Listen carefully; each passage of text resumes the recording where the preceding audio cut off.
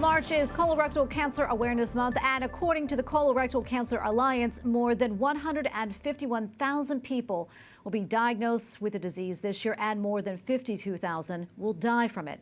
The fight with CRC is one that Catholic mom Christy McDonald knows all too well. Her husband, Jamie Samuelson, a Detroit sports writer and radio host, lost his battle to colorectal cancer at the age of 48, leaving behind Christy and their 3 children. And now Christy is raising awareness and advocating for colorectal screenings on her husband's behalf. And joining me now is Christy McDonald, a media personality from Michigan. Christy, thank you so much for joining us and sharing your story. And first off, we are so sorry for your loss. Thanks so much, Tracy. It is really good to be with you and be able to continue to spread the message. Well, great to have you. And Christy, if you don't mind, can you tell us what it was like when your husband first found out about his diagnosis? Well, it was shocking at first because we were under the age of 50, and everything we had heard about colon cancer or colonoscopies was wait until after you're 50 and then get checked out, and I'm sure everything will be okay. He just had one bout over the weekend in December of 2018, what we thought was food poisoning, and it turned out when he had a colonoscopy a month later, that was not the case. He was diagnosed with colorectal cancer, and it had already spread.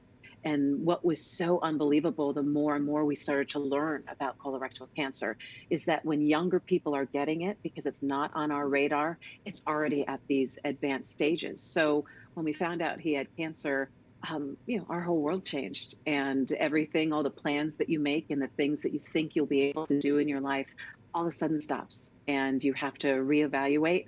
But for Jamie, he was a tough guy, and he said, well, I'm going to take each day, and we are going to live moving through each day. And if I'm here today, that's good enough for me, and we'll just keep plowing forward. And that's what he did until he died 19 months later.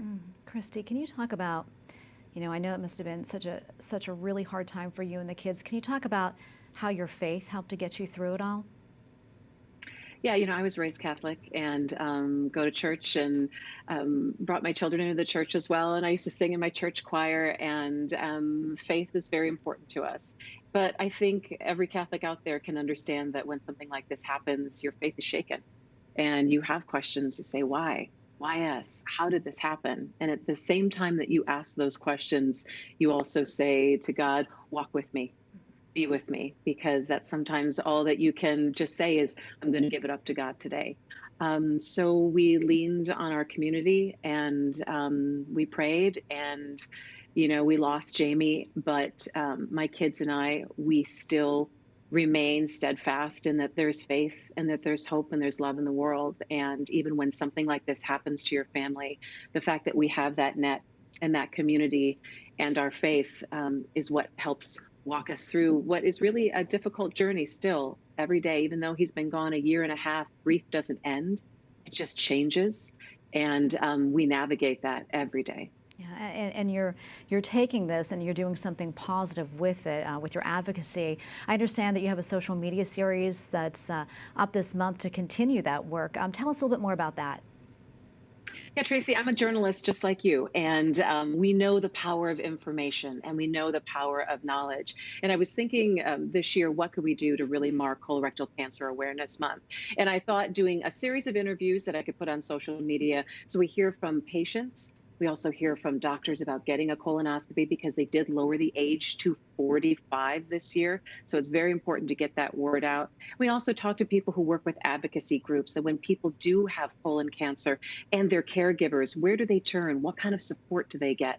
And then also talking to the oncologists, the ones who are on the front lines, and also the ones who are doing the research right now and trying to find out, why is this happening to younger and younger people? So if we can continue to have Jamie's story out there and continue to advocate in his name and his memory, but make it so that there's more awareness, that another family doesn't have to walk this road, or they can get themselves in with their doctor. And even people who are not 45 yet, I would urge you just to have that conversation with your primary care physician. Go in and say, hey, I know I'm not old enough yet, but what's our plan? What should I be watching out for? If there's any signs or symptoms with my bowel habits, or any different that I should be looking out for. And then also, I would also tell people, know your family history.